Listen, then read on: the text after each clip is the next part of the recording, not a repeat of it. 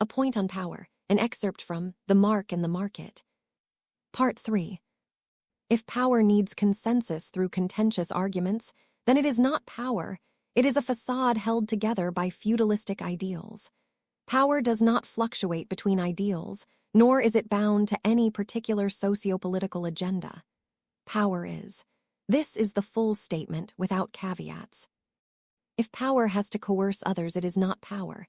If power has to intimidate others, it is not power. If power has to purchase favor, it is not power. If power has to blackmail, it is not power. If power has to be used to make examples of others, it is not power. To be clear, power does not create models, it exists at full scale. Those inclined to benefit from power create models and use these models to appeal to power or the sharing of power. Power, whether within the confines of electrical lines or rivers, is still power. The perfect definition, analogy, and example of power is God, who is neither defined by nor constrained within human utilization principles. That is, for those who have no use for God, God is, and for those who have use for God, God is. God is independent of belief and external to need. To put it precisely, whether human society needs or does not need God, God is. This is power and not a derivative of power. What human society has been labeling as power for hundreds of years has been derivatives of power. Battery-level power, a specified area encasing a specified volume or capacity. For this reason, power is not human, nor can it be exerted or wielded by humans. In this regard, power is absolute. Power does not perish with the death of an individual, nor does power diminish with the diminishing health or social status of an individual. Anything that perishes with the wielder is not power. It must be noted that not even the energy of a person perishes with the death of that person. A person's energy is not the collective energy of the cosmos, and what minuscule energy they have is reintegrated into nature through processes of biological decomposition. Therefore, even at the basic energy level definition of power, power is beyond transitory, beyond the wielder, with the wielder having no control of what aspects of their energy or power, or which transitory direction of energy or power takes. To correlate with God, power emanates outward in spiral circles, in progressive and regressive pulses or waves. Human power is given and taken away. By this factor, power appears as minuscule packages of energy. As such, the power wielded by humans are of course not absolute, but are transitory energy packages. Political power changes hands, economic power changes direction, and social power changes mandates. Thereby, these are not positions of power, but are inclinations as to the existence of power. The Christ power, "Healer, heal thyself," is answered by an exact and greater example of power. To that assertion, Christ's resurrection answered, "I will do something better, I will raise myself from death." This goes beyond simply healing. This is revivification from the grave.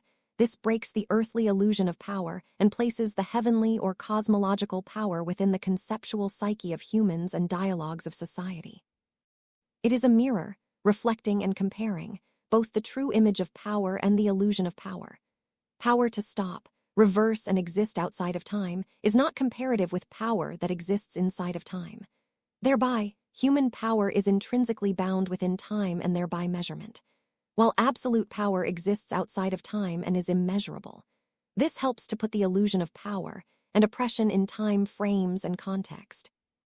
It is a subtle response to power and oppression, with the question, what will you do when you are out of time, when you have no time left?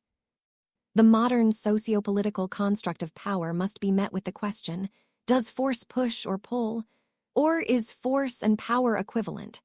This is answered in the scriptural verse wherein it is stated, "And he said, Go forth, and stand upon the mount before the Lord. Behold, the Lord passed by, and a great and strong wind rent the mountains, and brake in pieces the rocks before the Lord. But the Lord was not in the wind. And after the wind an earthquake, but the Lord was not in the earthquake. And after the earthquake a fire, but the Lord was not in the fire. And after the fire a still small voice." 1 Kings 19:11-12.